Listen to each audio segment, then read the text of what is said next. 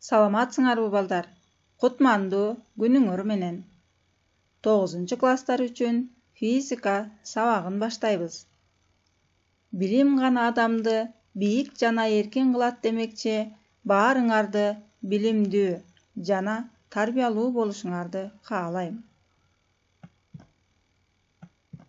Бүгүнкү сабагыбыздын темасы текшерүү иши. Сабактын максаты өтүлгөн темалар боюнча билимдериңерди текшере аласыңар. Физикалык формулаларды, чоңдуктарды жана бирдиктерди элестетүү менен маселе иштөөгө калыптанасыңар.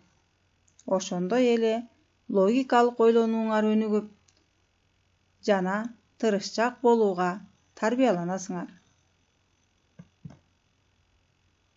Бизге берилүүчү тапшырмалар. Бул темалар боюнча баарыбыз окуп, түшүнүк алдык. Биринчи тапшырма. Жарык булактары, линзалар, линзанын фокусу жана оптикалык күчү, электромагниттик термелүүлөр жана ошондой эле жарыктын толкундук касиеттери. Бул берилген маселелерди туура жана так чыгарат деген ишеништемин. Биздин биринчи тапшырма. Жерден айга чейинки аралык 3/10⁸ даражасындагы метр экенин билип алып, жерден жиберилген жарык нуру канча убакытта айга жете тургандыгын эсептеп чыккыла. Берилген маселени дагы бир жолу окуп чыгып,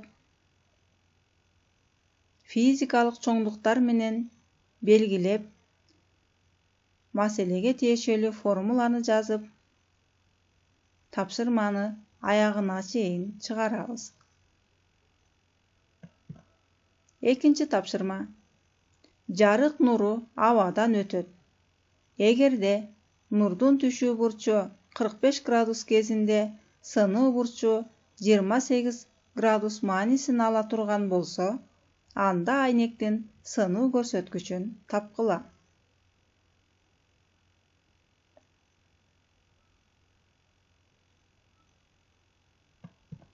Үчүнчү тапшырма.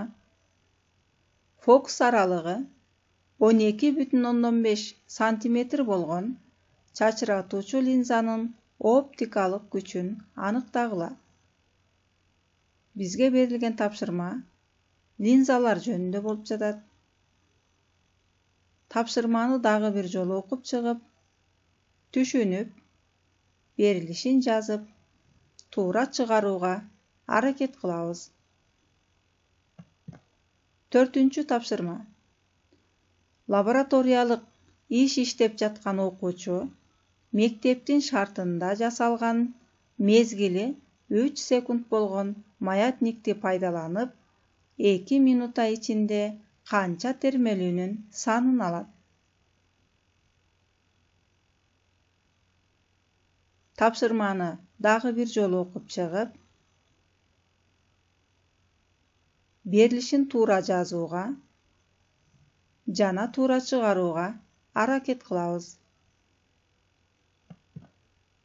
Бешинчи тапшырма. Кайсы учурда күндүн нуруна алып келинген томпок линза алдындагы жыгачты күйгүзө баштайт. Линзанын оптикалык күчү 6 диоптрияга барабар. Берилген тапшырмаларды дептерге жазып, туура чыгарып, мугалимдерибизге жөнөтөбүз.